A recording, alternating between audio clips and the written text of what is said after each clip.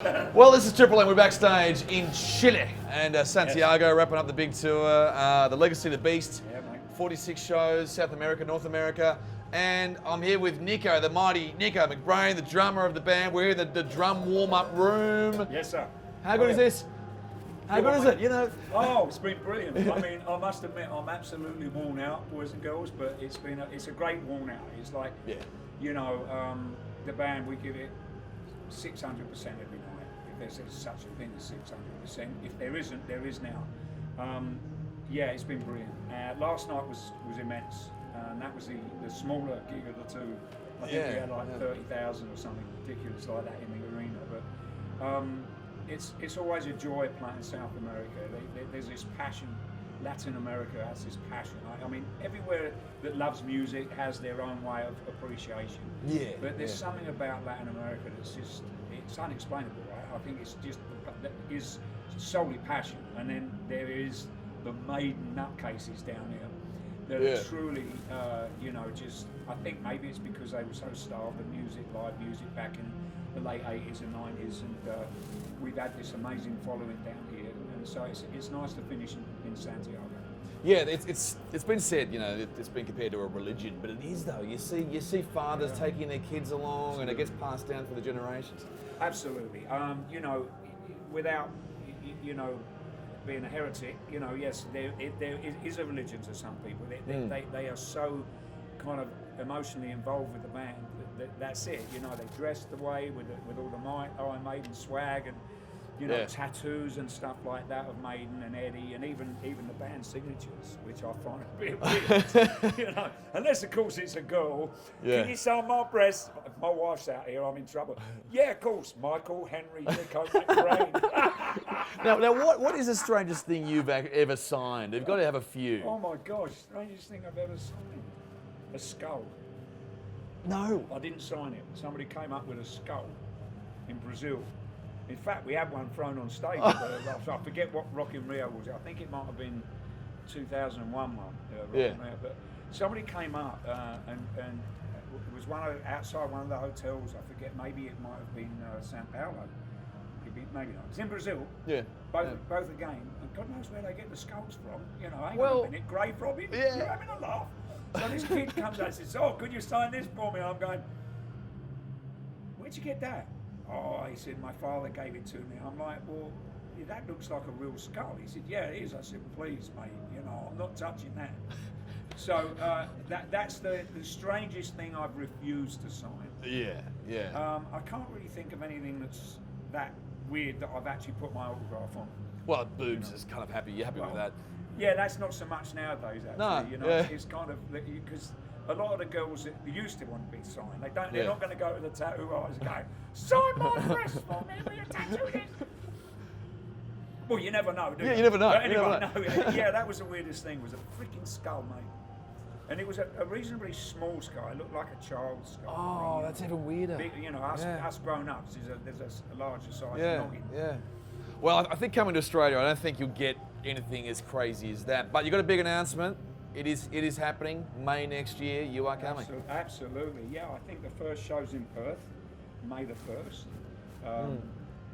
We're looking forward very much to it, and I think there's like half a dozen shows, maybe a few more.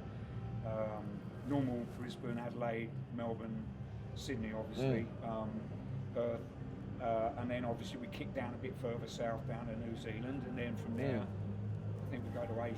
But kicking off in May. In fact, the only thing I'm a bit annoyed about is I'm going to miss the the Australian Open tennis in Melbourne. I think that's in January. Yeah. But, well, I'm not gutted because I'm glad I'm going to have a rest.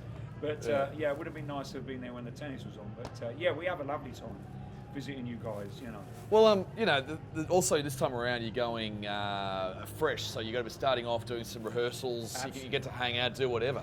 Yeah, absolutely. We're going to have a couple of 3 weeks, 2 weeks of actual rehearsals, I think, and then some production rehearsals before the show. Yeah. So we'll be in Perth a little prior to the gig. Now that doesn't mean you lot can come and bug us at the hotel, right? Okay. Oh, they will, don't worry. Oh, they will. They'll find us. There's no hiding place. You know, you get into town and you think, right, we'll get in a day early. doesn't work. Somebody knows where the aeroplane's landing, Well, whatever, you know. But that's the thing, you're flying with a 747 with Iron Maiden on the side. Yeah, there's no hiding place, is there? Yeah, plus the fact, even if it didn't have Iron Maiden on the side, a freaking 747 plane. Well, we're not using a plane next year, so this is just purely like a road trip with all the equipment. We're not putting that on the bottom of an aeroplane. But because we've got too much, we've got so much stuff going on, which you saw last night. I saw, and, you know, it's an immense show. I mean, not just from the music, from us lot getting out there playing songs that we've loved to play over the last 35, 40 years. Myself, 36, but you know, it's the visual side of the show is immense. It's the biggest production we've ever put on, and obviously, the ham of the band, who we remain nameless, Bruce Dickinson. He must have about 25, I don't know how many costume changes, because he's a bit of an old ham, you know, he loves to ham it up, very theatrical. And I'm taking the piss out of him, but at the end of the day, he has been instrumental in kind of shaping the way that we put the show together. We all had a hand in what we would like to play on the set.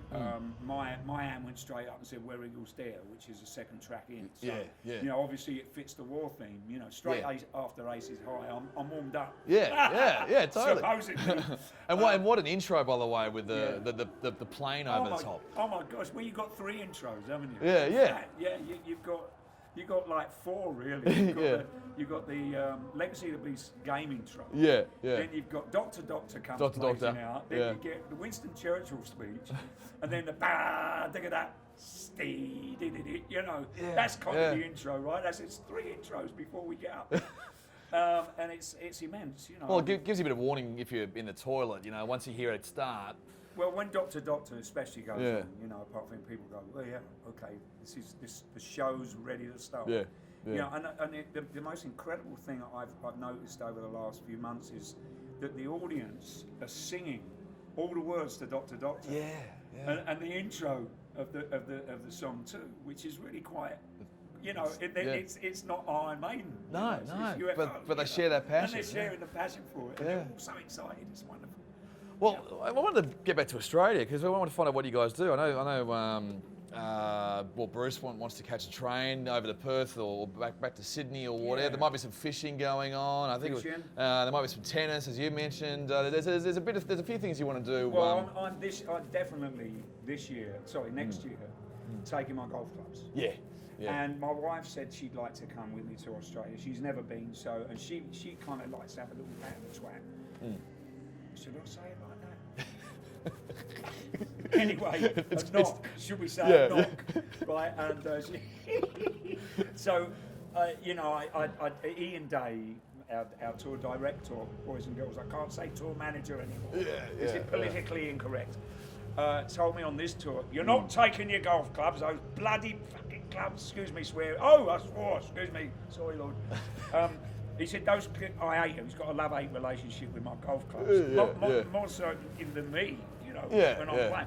So anyway, I'm going to take my bats with me, and I'm going to get lots of golfing on the days off. You know, the only reason I haven't played a lot on this tour is earlier this year, I suffered with a collapsed vertebrae. Oh, gee. Disc in my back, not a vertebrae, a disc. I suppose that's a vertebrae, isn't it? It's in between the discs. And it pinched my nerve, so I was in dire agony, and so I had to have an injection in it, you know, under the old X-ray machine. And that, touch wood and whistle, all been good. So the doc said, whatever you do, take it easy. You know, while you're on tour, don't play too much golf because we want you to make sure it gets better. So I've had 2 rounds of golf in 3.5, 4 months. But that's all going to change next year because I'm going to play every day I'm off. As long as the back's up. Yeah, it'll be fun. It'll be fun. And we've got some great golf courses around the country. In fact, the Nullarbor between Perth and the WA border, there's the world's longest golf course. You No. Give me the world's shortest goal. Yeah, I've heard it's got like a par 5, 700 and something. Yards, right? You do one hole, you jump in the car, you drive 150 Ks and do the next hole. Yeah, go by the garage and fill it up on the way. Yeah, it's crazy. Oh, that sounds great. I'll have a go at that. Well, good luck tonight. You got the big mate. show, 63,000 people, no pressure. But and then Australia in May. Yeah, mate. Yeah, it's funny because this is the last gig, and the next time I see you, hopefully in Perth. Are you going to be in Perth? Yeah. It'll be our first gig, so looking forward to it. You know, I need the time off. You know, we're not kids anymore, and yet we play like it up on stage. You know, it's the great thing about live music.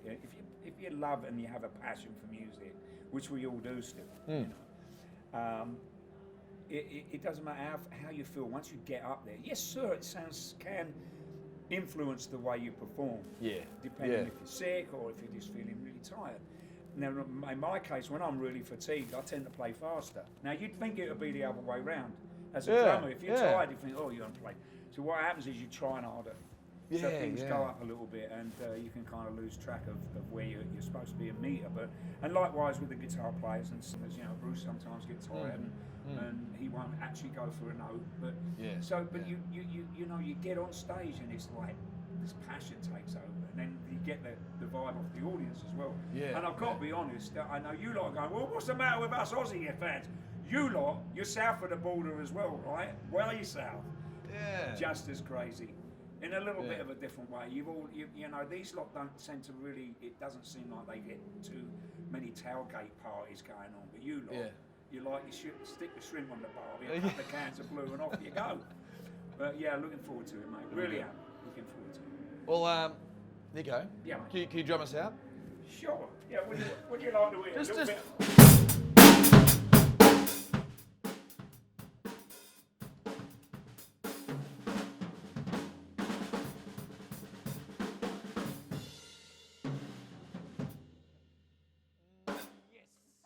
Nicko McBrain, go on you, mate. Thank you very much. God bless.